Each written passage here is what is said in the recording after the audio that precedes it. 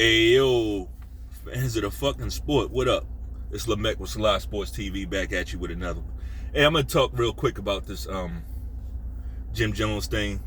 He had some words for D1. D1 is a rapper out of New Orleans. He used to be a middle school teacher. Let me just give you the whole backstory very quickly, because I got work to do, right? But rap out of New Orleans. He started off as middle school teacher. He quit that and started a rap career, right? But he's not your typical rapper, right? It's unfortunate that we have to say this. Like, there was a time when you didn't have to say this. Like, you could just say rap and people assumed that it would be positive. People assumed that he would be on some shit like Public Enemy or De La Soul or Tribe Called. There was a time where if you said you was a rapper, people wouldn't have a negative connotation.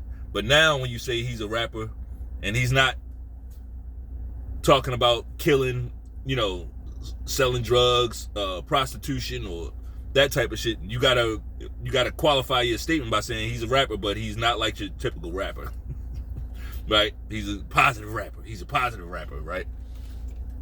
And I don't know, maybe he might even be gospel rap. I'm not sure. I'm not really super familiar with his music, but I'm about to be, because from what I see and hear, like, he is the type of rapper that you can play his music in front of your kids, like, guilt free, right? Just a good guy, puts out positive messages, and I think he's good for the culture, personally. But I'm basing that off of interviews and sound bites and shit. Full disclosure. So, D1, he's putting out music and he's getting notoriety for it, right? He's getting notoriety and fame for his message in his music, right?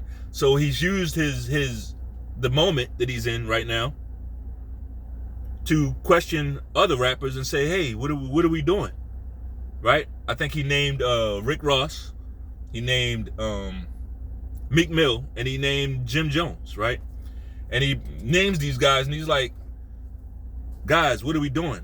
Like, why we should be doing better than this. Like, you feeding poison to the kids. Everything we already know, right?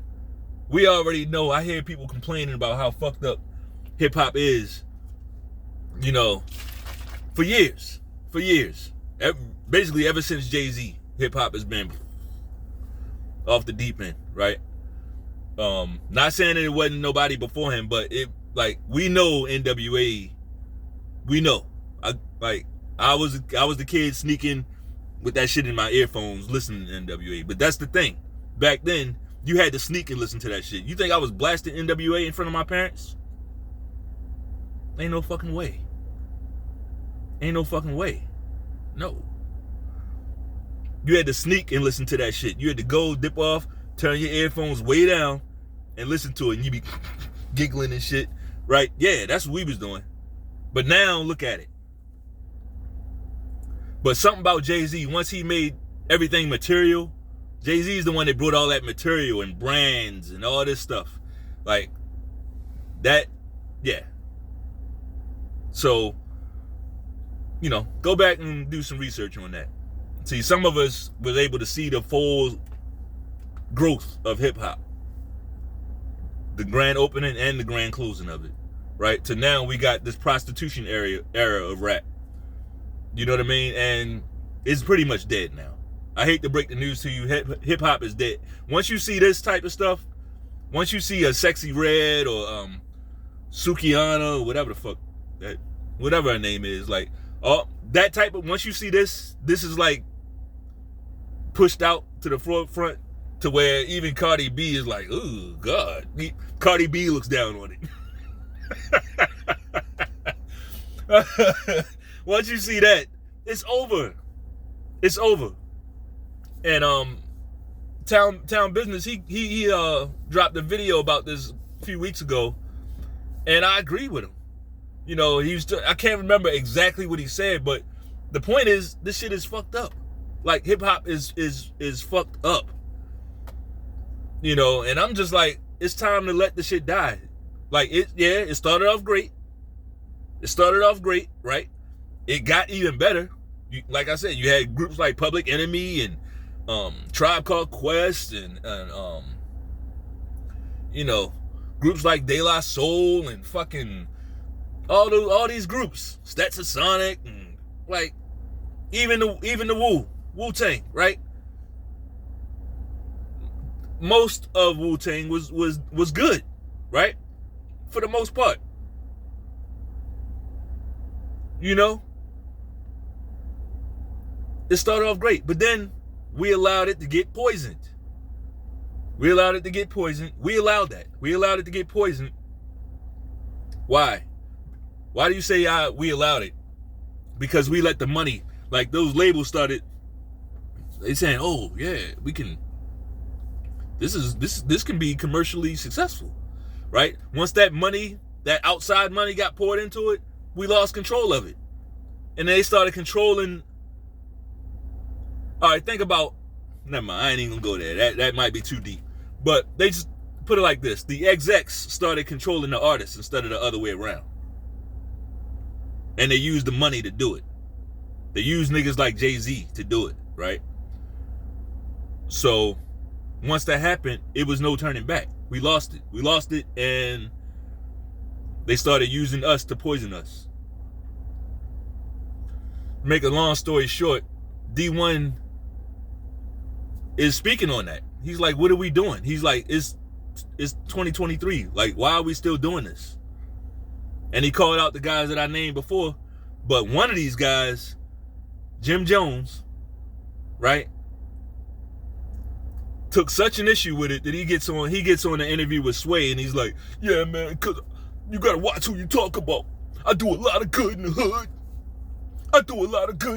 And you got to watch who you talk about, because my little cousin, he might get an attitude. Right? And basically he said his little cousin might do something to the guy D1. For what? For saying, what are you doing, poisoning the kids? So your little cousin got such an issue with this guy trying to protect the children. Right? But we want to, this the thing, we see this and we hear this, but we want to put blinders on and look for the white man and blame the white man. We want to blame the white man when it's literally us. We're our own gatekeepers. When somebody say, why are you feeding the children? Why are you giving this poison to the children? And you take it to a threat. I'm going to hurt you for saying this. You can't even answer the question. Don't question me about my music, man. I make money off my music. These rappers don't even let they don't let their children listen to their raps. These rappers' kids be in private schools. You wouldn't even recognize their children. They speak proper English. They ain't touching no work.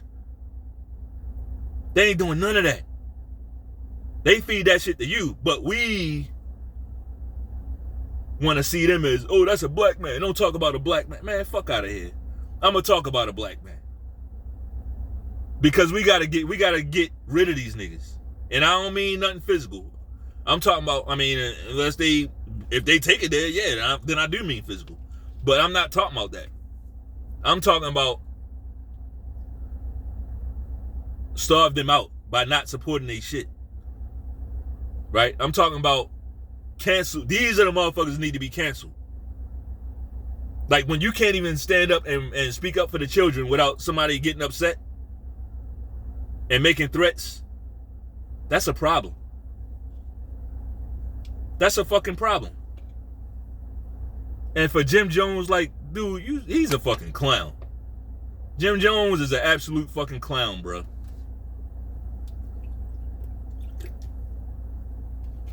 He's a clown. Why with these niggas like that, it's always my little cousin. Why can't you, if you that mad about it, why can't you do it? Why can't you be the one? You do it. Right? It's always somebody, they want to use somebody else as a human shield. He talking about his little cousin and shit. So you want to send your little cousin in harm's way. Because best believe it's like they think that people just going to let them just run up and do whatever they want to do. All right. Okay. So I'm saying all that to say, man, the culture is going to get fixed. The culture will come into the light. Right? These kids are not going to constantly be fed to the wolves like they like these rappers want them to. We're going to protect our kids just like they protect theirs.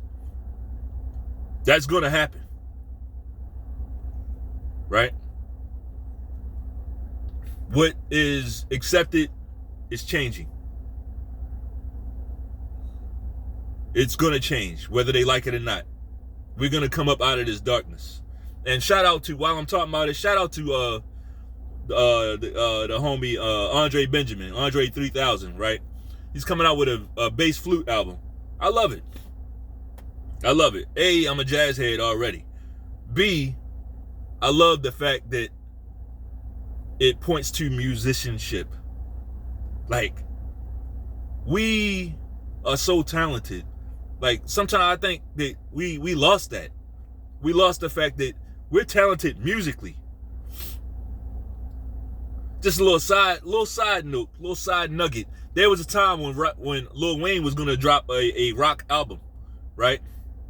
And his bosses, his music bosses, they wouldn't allow him to do it, right? Why? Because they don't want us tapping back into our music, our musical roots. They want, nope, you got hip hop is yours, and that's it. They want us to stay in one lane. But no, we are musical. And it's way bigger than hip hop. Hip hop can die the fuck off, and we still gonna be musical. And that's where we at now. Shout out to Andre Benjamin for doing that, because I don't know how well this album is gonna sell. I am about to download it because I think it drops today. So I'm about to go ahead and stream that and download that on YouTube Music. But and I'll be listening to it during my workout. So, you know, we'll see. But just the idea of doing something different, jumping out there, I think that's dope. I think that's real dope. Anyway, that's all I got for this video. If you like it, bang off on that like button one time. Take your instrument and smash that like button. Peace.